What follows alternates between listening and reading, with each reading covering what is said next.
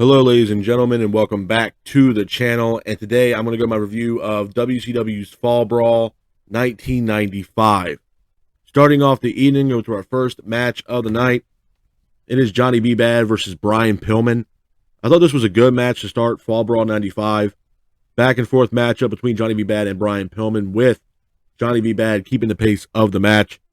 Pillman hits a head scissors on Johnny B. Bad in the middle of the ring, but Johnny B. Bad ultimately hits a cross body on Brian Pillman, pins him for the 3, and your winner of the match is Johnny B. Bad. Hats off to Johnny B. Bad for getting the win in that matchup. Moving on from that, we go into our next match of the night. It is Sergeant Craig Pittman versus Cobra. I thought this was an okay matchup. Back and forth matchup between Pittman and Cobra, with Pittman keeping the pace of the match. Pittman ultimately applies the signature code red on Cobra, and your winner of the match by submission is Sergeant Craig Pittman. Hats off to Sergeant Craig Pittman for getting the win in that matchup. Moving on from that, we go into our next match of the night. It is for the WCW Television Championship. It is Renegade versus DDP. I thought this was a good match. Back and forth matchup between the Renegade and DDP, with DDP keeping the pace of the match.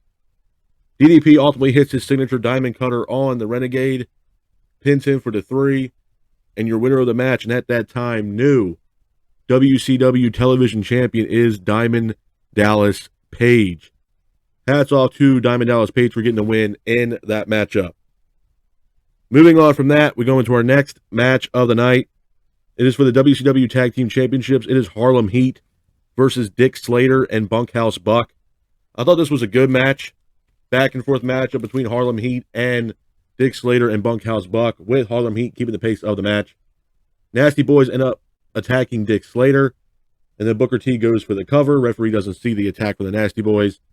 Pins for the 3, and your winners of the match, and at that time, new WCW Tag Team Champions, are Harlem Heat. Hats off to Harlem Heat for getting the win in that matchup. Moving on from that, we go into our next match of the night. It is the Nature Boy Ric Flair versus the Enforcer Arn Anderson. I thought this was a good match. Back and forth matchup between Flair and Anderson, with Flair landing devastating chops on Arn. Arn was working on Ric's arm in the middle of the ring. Flair was keeping the pace of the match, though. Flair ends up hitting a knee drop on Arn Anderson. Flair then applies a figure 4 leg lock on Arn, but Arn breaks the hold. Flair then is working on Arn's leg.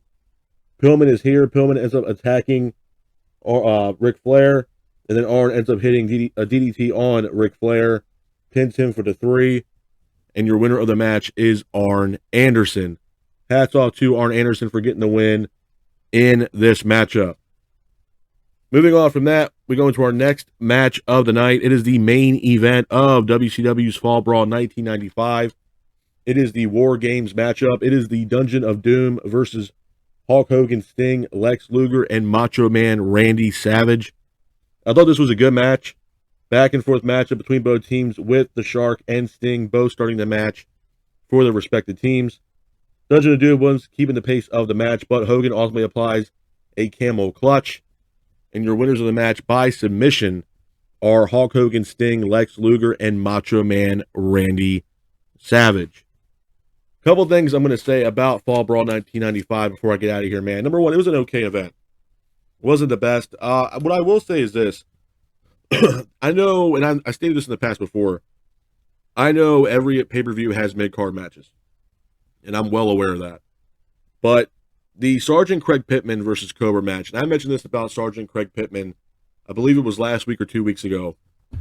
The biggest thing I hated about that character is, number one, I felt like it was a knockoff to Sergeant Slaughter, in my honest opinion. Number one. Number two, there was no correction, there was no direction on where Pittman was going. So his ceiling was very low as far as, what he was going to do in WCW. No doubt. And it was the same thing with Cobra. Now, I believe they actually used Cobra as the WCW NWO Sting before Sting went over to the black and red Wolfpack NWO brand. But I believe they used Cobra to be a knockoff to Sting in the black and white NWO. So obviously they still had a little bit of direction for Cobra, but not so much Craig Pittman.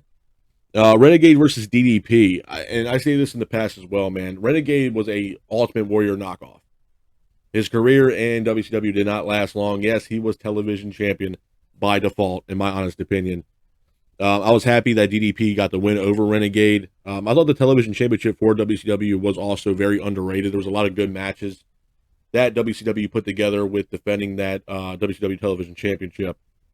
The tag team match for the WCW Tag Team Championships, Harlem Heat versus Dick Slater and Bunkhouse Buck. Solid matchup. There was a little confusion in that match because you had Colonel Parker on one side of the ring, and you also had Sensational Sherry, or Sister Sherry, if you will, on the other side of the ring. And Parker and Sherry both had like a little incident in the ring during that match, which I thought was hilarious. Ric Flair versus Arn Anderson. I absolutely was a big fan of this match. Absolutely. I think the Four Horsemen are severely underrated. Probably the best stable in all of professional wrestling. And to see Ric Flair go toe-to-toe with Arn Anderson, phenomenal match, man. This match right here could have main evented any pay-per-view that WCW had to offer back then. Hands down. Again, hats off to Arn for getting the win over Flair due to the help from Brian Pillman. Then we get into the main event. The War Games matchup, Dungeon of Doom versus Hogan, Sting, Luger, and Savage.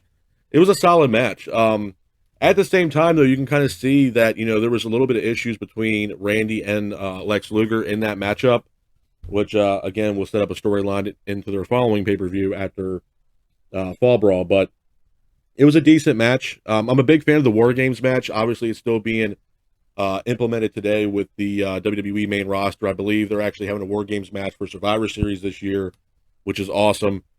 NXT also used the War Games match quite a bit during the Triple H era, if you will, in the Black and Gold brand. So, big fan of the War Games match. And again, I've also been really adamant about, gimmick matches and not being a fan of them because I felt like it was stale and it was not needed. And honestly, it could get very boring. But the War Games match is one of those matches where, no matter who's in that cage, man, you're always going to be excited to see who's in that match, who's going to win, and what takes place inside that double cage, man. It's absolutely awesome. So, with that being said, just like I do with every single one of these pay-per-views, I always give these pay-per-views a rating from 1 out of 10, 10 being the greatest, 1 being the absolute worst. I'm going to have to give WCW Fall Brawl 1995 a solid rating of a 4.5 at best. Like I said, wasn't the best Fall Brawl I've ever seen, but absolutely was not the worst. A couple of mid-card matches I could have done without, like Craig Pittman versus Cobra, Renegade versus DDP. I just thought it was very lackadaisical, even though it was for the television championship. Just some of the mid-card matches kind of just, take the fun out of the pay-per-view for me personally. But all in all, like I said, I'm going to have to give WCW Fall Brawl 1995 a solid 4.5 at best. But this is my review of WCW's Fall Brawl 1995. I hope you guys are out there staying safe. Be careful, and remember, stay classic. Peace.